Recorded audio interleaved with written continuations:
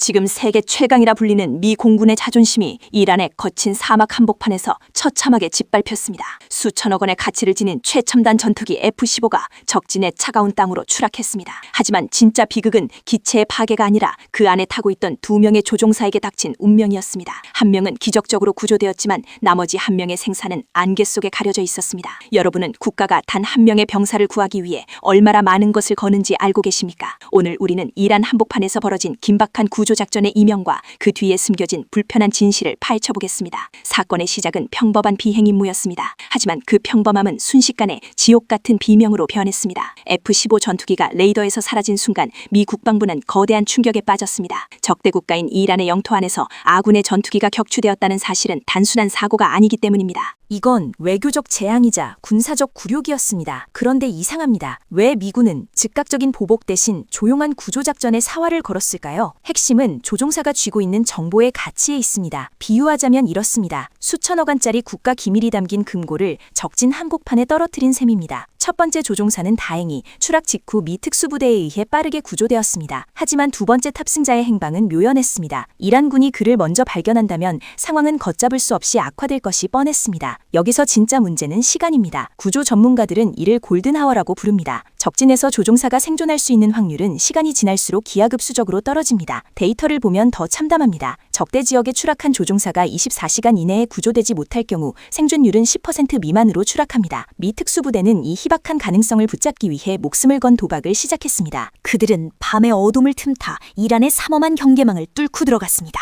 왜 이렇게까지 위험한 도박을 해야 했을까요? 단순히 동료애 때문이라고 믿는다면 그것은 너무 순진한 생각입니다. 조종사 한 명을 양성하는 데 들어가는 비용은 수백억 원에 달합니다. 하지만 그보다 더 무서운 건 그가 포로가 되었을 때 벌어질 정치적 선전전입니다. 적국은 조종사를 카메라 앞에 세워 국가의 치부를 드러내게 할 것입니다.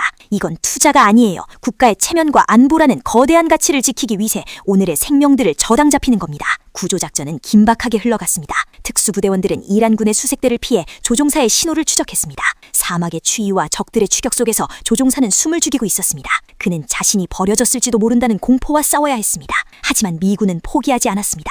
마침내 두 번째 조종사의 위치가 파악되었습니다. 그는 부상을 입은 채 작은 바위 틈에 몸을 숨기고 있었습니다. 특수부대원들이 그를 발견했을 때 그는 이미 의식을 잃어가고 있었습니다. 구조 헬기가 도착하고 그를 하늘로 끌어올리는 순간 작전은 성공하는 듯 보였습니다. 하지만 이게 전부가 아닙니다. 구조된 조종사가 돌아온 뒤에 밝혀진 사실들은 우리를 더 경악하게 만듭니다. 격추된 F-15의 기체 결함 가능성이 제기되었기 때문입니다. 겉모습은 화려한 최첨단 무기였지만 그 안은 노후화된 부품들로 가득 차 있었다는 폭로가 이어졌습니다. 누구를 위한 국방비 지출이었을까요? 거대 방산 자본의 이익을 위해 조종사들의 생명이 위험에 노출되었던 건 아닐까요? 이 사건은 현대 전쟁의 민낯을 그대로 보여줍니다. 화려한 기술력 뒤에 숨겨진 인간의 소모품화라는 불편한 진실 말입니다. 조종사는 구조되었지만 그가 겪은 트라우마와 국가에 대한 불신은 치료되지 않았습니다. 비유하자면 이렇습니다. 고장난 차를 억지로 운전하게 해놓고 사고가 나자 운전자를 구했다며 생색을 내는 격입니다. 우리는 이 사건을 통해 무엇을 배워야 할까요? 단순히 미군의 뛰어난 구조 능력을 찬양하는 것에 그쳐서는 안 됩니다. 시스템의 오류를 개인의 희생으로 메꾸려는 구조적 폭력을 직시해야 합니다. 지금 이 순간에도 수많은 젊은이들이 국가라는 이름 아래 위험한 현장으로 내몰리고 있습니다. 그들이 진정으로 보호받고 있는지 아니면 거대한 기계의 부품으로 취급받고 있는지 우리는 끊임없이 물어야 합니다. 이란에서 돌아온 2명의 조종사는 영웅 대접을 받았습니다. 하지만 그들이 진정으로 원했던 건 훈장이 아니라 안전한 비행 환경이었을 겁니다. 국가의 안보라는 명분이 개인의 생명보다 우선시될 때 그 사회는 이미 병들기 시작한 겁니다. 이번 구조작전의 성공 뒤에 가려진 수많은 실패의 기록들을 우리는 기억해야 합니다. 운 좋게 살아남은 이들의 이야기에만 귀를 기울인다면 우리는 다음 비극을 막을 수 없습니다. 핵심은 이겁니다. 기술의 발전보다 중요한 건